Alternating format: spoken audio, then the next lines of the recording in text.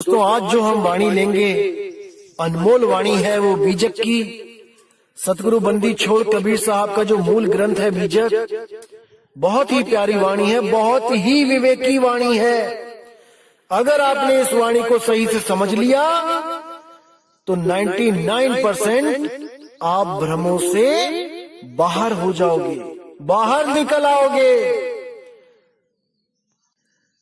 तो क्या कहती है वाणी, आइए जानते हैं। आपन पाओ आप ही बिसरे हो, मतलब कि अपने स्वरूप को खुद ही भूल गया। ये बीजक की वाणी है। शब्द 76 बहुत सुंदर शब्द है। आज इस पे पूरा विचार करेंगे। जैसे स्वान कांच मंदिर में भरमत भूख मर्यो, ज्यों के हर बपु निरख कूप जल प्रतिमा देख पर्यो। यानी कि जैसे कांच के मंदिर में अगर कोई स्वान यानी कुत्ता घुस जाए तो वो देखता है कि चारों तरफ जो कांच लगा है उसके अंदर उसकी प्रतिमा दिखाई देने लग जाती है, उसका प्रतिबिंब दिखाई देने लग जाता है। और वो वहां पर सोचता है कि मुझे अन्य कुत्तों ने घेर लिया है और ये मुझे नुकसान पहुंचाएंगे। और वो उन कुत्तों की तरफ देख के, यानी अपने ही प्रतिबिंब की तरफ देख के भौंक भौंक के अपने प्राणों को त्याग देता है। मरता मरता भी भौंकता रहता है, क्योंकि वो अपने निज स्वरूप को नहीं जानता। वो अपने निज स्वरूप को भूल चुका है, भूल चुका है। एक छोटी सी कहानी सुनाता हूं। एक बार एक राजा ने ऐसा ही एक महल बनवाया, शीश महल, जिसमें कांच ही कांच लगे थे। तो राजा को पता था कि कोई भी कुत्ता अगर शीश महल में जाता है तो भौंक भौंक के मर जाता है। तो राजा को एक खेल सूझा। उसने पूरे शहर में ढिंढोरा पिटवा दिया कि भाई जो भी अपने कुत्ते को इस शीश महल में एक रात बिता देगा उसको मैं अपना आधा राज्य दान में दे दूंगा, इनाम में दे दूंगा। तो बड़े बड़े लोग आए, बड़े बड़े ट्रेंड कुत्ते आए, और जैसे ही उनको छोड़ा गया तो एक रात में क्या हुआ, वो भौंक भौंक के उन्होंने अपने प्राण त्याग दिए। शाम को कुत्ता डाला जाता और सुबह को उसकी लाश निकाली जाती। सब बड़े हैरान परेशान कि भाई इतने प्यारे प्यारे कुत्ते ये काल के मुंह में चले गए, लेकिन कोई भी जीवित वापस बाहर ना आ पाया। तो एक बार क्या होता है, एक बहुत ही होशियार आदमी होता है, वो भी अपने कुत्ते को लेके जाता है राजा के पास। कहता है, महाराज मेरे कुत्ते को भी इस शीश महल में जाने का मौका दो। तो महाराज कहते हैं, क्या तुम्हें अपने कुत्ते से प्रेम नहीं है? बहुत ही सुंदर कुत्ता होता है वो कहता है, जी मुझे पूरा प्रेम है अपने कुत्ते से, आप इसको अंदर जाने का मौका तो दो। तो राजा कहता है, चलो ठीक है। तो शाम को उस कुत्ते को जब शीश महल में भेजा जाता है और दरवाजे लगा लिए जाते हैं और पूरी रात बीत जाती है, जब सुबह को खोला जाता है तो देखते हैं कि कुत्ता वहीं पर बैठा हुआ है और कभी इस शीशे को देखता है, कभी उस शीशे को देखता है, कभी उस शीशे को देखता है, लेकिन भौंकता नहीं है। राजा बड़ा परेशान, ऐसा कैसे हो सकता है भाई? अरे सारे शहर के कुत्ते मर गए, लेकिन ये कैसा कुत्ता है भाई, ये क्यों नहीं भौंकता है? तब राजा मजबूरी में उसको आधा राज्य दे देता है, लेकिन उससे पूछता है, मुझे ये तो बता दे कि ये भौंका क्यों नहीं? तब उस आदमी ने क्या कहा कि महाराज जी, जब भी मैं अपनी दाढ़ी बनाता था तो जो शीशा मैं यूज करता था वही शीशा मैं इस कुत्ते को भी दिखा देता था बार बार। तो जैसे ही मैं यूज करता था वही शीशा उसको भी बार बार दिखाने से उसको भी समझ आ गया कि इसमें जो कुत्ता दिखाई दे रहा है वो मेरा ही प्रतिबिंब है, मेरा ही प्रतिबिंब है, मेरी ही नकल है, ये असल नहीं है। जो दिख रहा है वो नकल है, असल नहीं है। अरे जो दिखे सो माया संतों, इसीलिए साहिब ने बोला जो कुछ भी दिखता है वो दृश्य है और जो उसको देखता है वो दृष्टा है। इसीलिए कुत्ता भी समझ चुका था कि मैं दृष्टा हूं, मुझसे भिन्न कुछ नहीं है, सब भ्रम भूत है, मेरे सिवा कुछ भी सत्य नहीं है। इसलिए वो कांच के मंदिर में बैठकर भी अपने प्रतिबिंब को भली भांति जान रहा था कि वो सब मेरी ही नकल है। लेकिन कुछ लोग जो इस कुत्ते से भी गए गुजरे हैं विवेक बुद्धि में, वो उस प्रकाश को देखकर, वो किसी आकृति को देखकर, वो किसी महलों को देखकर, वो आम के बगीचों को देखकर, सोने की सड़कों को देखकर उनको असल मान बैठते हैं कि वो सब असल है, असली स्वर्ग है, असली सतलोक है, असली अगम अनामी लोक है। अरे मेरे भाई ये सब नकल है। जो दिखे सो माया संतों, रंग बदले बहरूपिया। समझ जाओ, समझ जाओ, समझ जाओ, फिर मौका नहीं मिलेगा मेरे भाई, समझ जाओ। तो कहते हैं जैसे सोन कांच मंदिर में भरमत भूख मर्यो, ज्यों के हर बपू निरख कूप जल प्रतिमा देख पर्यो। जैसे एक शेर की कहानी सुनी थी आपने, वो शेर जब कुएं में अपनी ही प्रतिमा को देखता है और सोचता है कि कोई और शेर आ गया है जो मुझे चैलेंज कर रहा है लड़ने के लिए, तो वो उस कुएं में छलांग मार देता है और अपने प्राणों को खो देता है।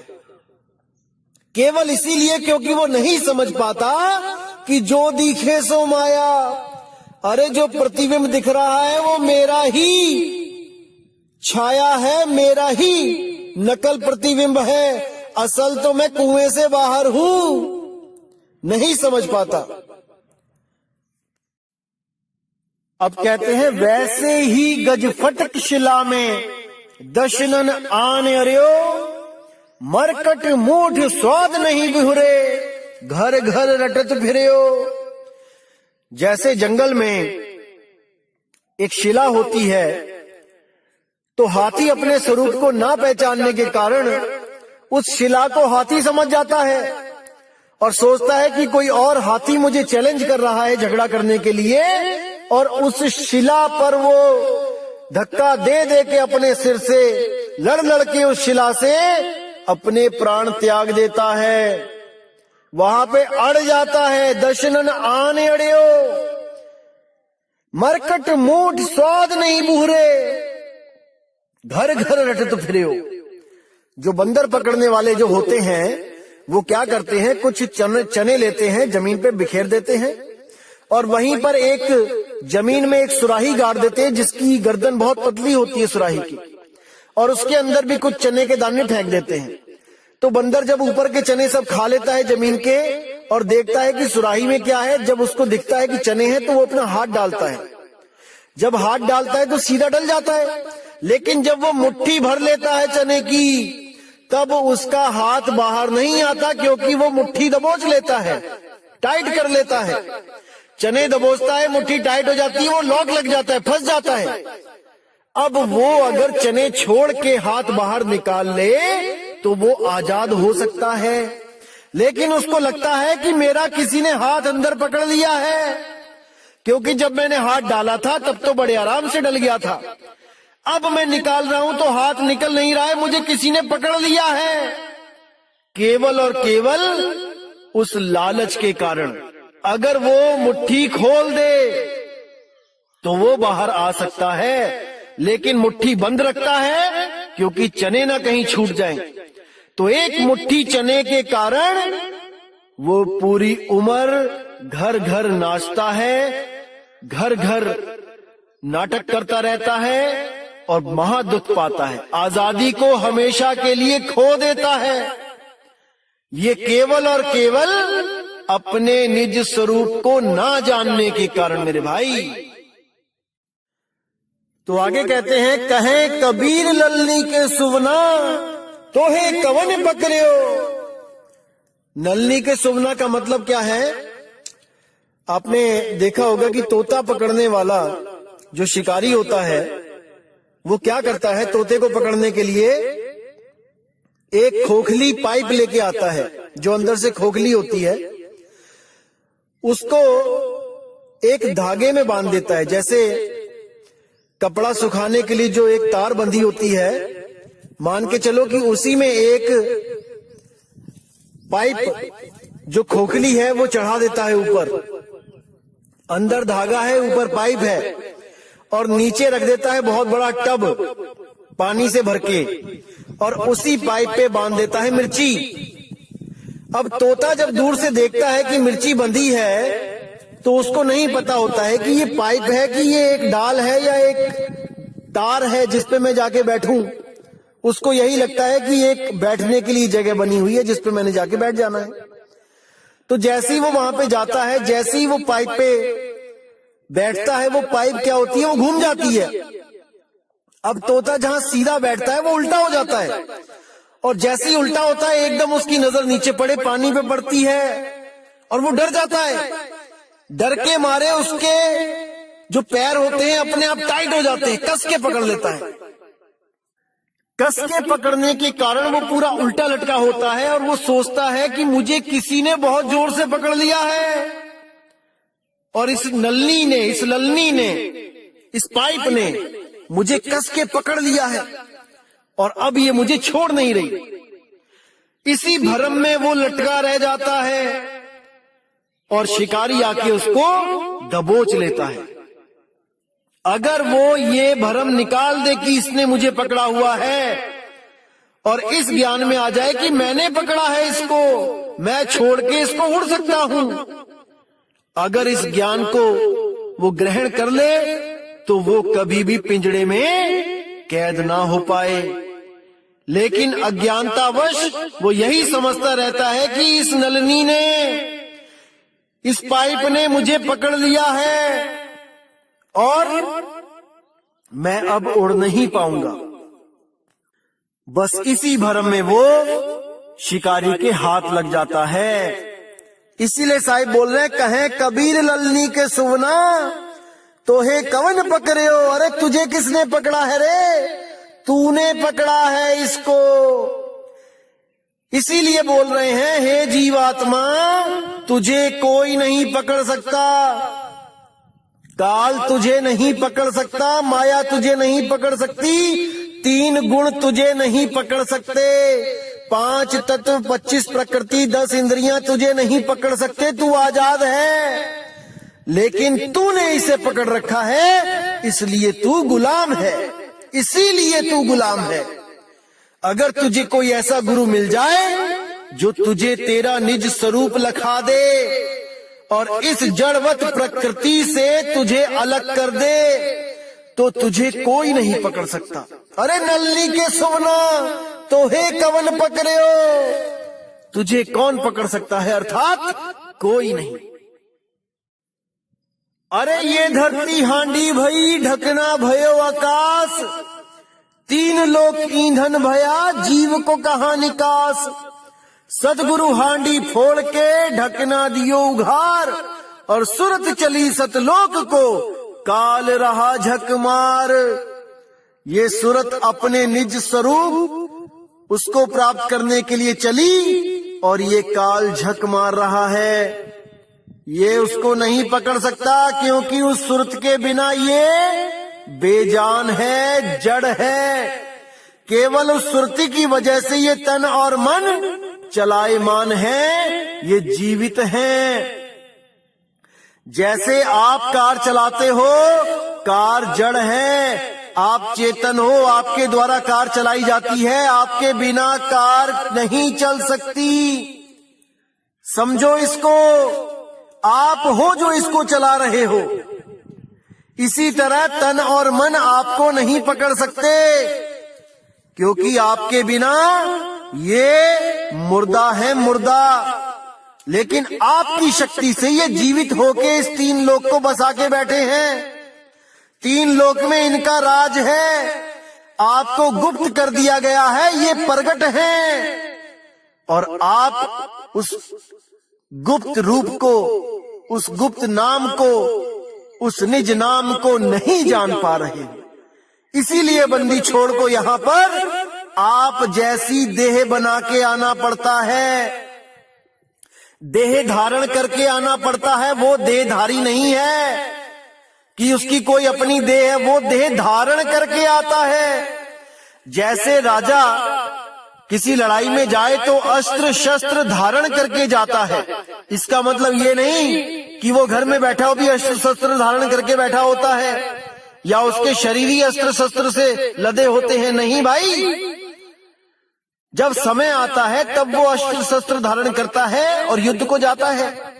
इसी तरह जब कबीर साहब ज्ञान देने आते हैं तब शरीर को धारण करते हैं, और जब निज स्वरूप में जाते हैं तो धारण शरीर को हटा देते हैं, गुप्त कर देते हैं। वो देहधारी नहीं है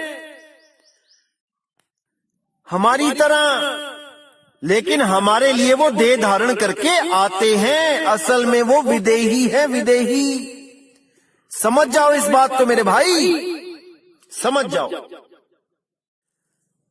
तो दोस्तों, उम्मीद करूंगा कि आज के सत्संग से आपको निज स्वरूप के बारे में काफी हद तक समझ आ गया होगा। और कुछ लोग आपको भ्रमित करने की कोशिश कर रहे हैं कि देखो, जैसे कांच के मंदिर में कुत्ता भौंक भौंक के मर जाता है अपने निज स्वरूप को देखता हुआ, ऐसे ही आप भी मर जाओगे, भ्रमित हो जाओगे। दोस्तों, वो निज स्वरूप दिखता नहीं है। जो दिख रहा है वो निज स्वरूप नहीं है, वो प्रतिबिंब है। उन लोगों को इतना भी नहीं समझ में आ रहा है कि शीशे में निज स्वरूप नहीं दिखाई देता है, प्रतिबिंब दिखता है। निज स्वरूप वो होता है जो शीशे में देख रहा होता है, वो शीशे से बाहर होता है। और जिसको निज स्वरूप का ज्ञान होता है वो किसी भी चीज को देख के भ्रमित नहीं होता है। भाई, अभी आप और ज्ञान अर्जित करो, तब इस ज्ञान के मैदान में आना मेरे भाई। तो आप लोगों ने इन लोगों की बातों पे बिना विवेक किए भरोसा नहीं करना है मेरे भाई। इन लोगों को बोलने दो क्या बोलते हैं, आप केवल विवेक करते रहो कि ये क्या कह रहे हैं, क्या समझाना चाहते हैं, कहीं ये खुद भ्रमित तो नहीं है जिनकी बातों में आके आप और भ्रमित हो जाओ। बिल्कुल पूरा विवेक लगा देना है आपने। किसी भी सत्संग को सुनने में जो मेरे खिलाफ बोलते हैं उसको 10 बार सुनो, समझो कि कहां पर वो गलती कर रहा है। अगर आपने उसकी गलती को पकड़ लिया तो मैं समझ लूंगा कि आप में विवेक शक्ति जाग चुकी है मेरे भाई, जाग चुकी है। अब आप इस लायक हो चुके हो कि आप उस अनमोल ज्ञान को ग्रहण कर सको। तो दोस्तों, आज का सत्संग इसी के साथ मैं समाप्त करता हूं, और आने वाली 1 तारीख को इस 12वें पंथ के काल दूतों का जो जाल है वो बिल्कुल काट दिया जाएगा। ऐसा कोई भ्रम नहीं बचेगा जो ये किसी को भ्रमित कर सकें उस भ्रम का नाम लेके। हर चीज बिल्कुल क्लियर कर दी जाएगी, और इनके पंथ का जो अज्ञान है वो 1 अप्रैल फूल वाले दिन खत्म कर दिया जाएगा, ताकि ये आने वाले किसी भी भगत को फूल ना बना सके, मूर्ख ना बना सके। ये 1 अप्रैल फूल आखिरी मूर्ख दिवस होगा भक्त समाज के लिए जो सच में परमात्मा को खोज रहे हैं। इस 1 अप्रैल फूल के बाद कोई भी अधूरा गुरु किसी भी भगत का 1 अप्रैल फूल नहीं बना पाएगा भाई, नहीं बना पाएगा। लेकिन आपने पूरा विवेक लगा देना है दोस्तों सत्संग को समझने के लिए। दास पूरी मदद करेगा आपकी कि आप इस सब भ्रम से बाहर आ सको। तो दोस्तों मुझे विदा दीजिए।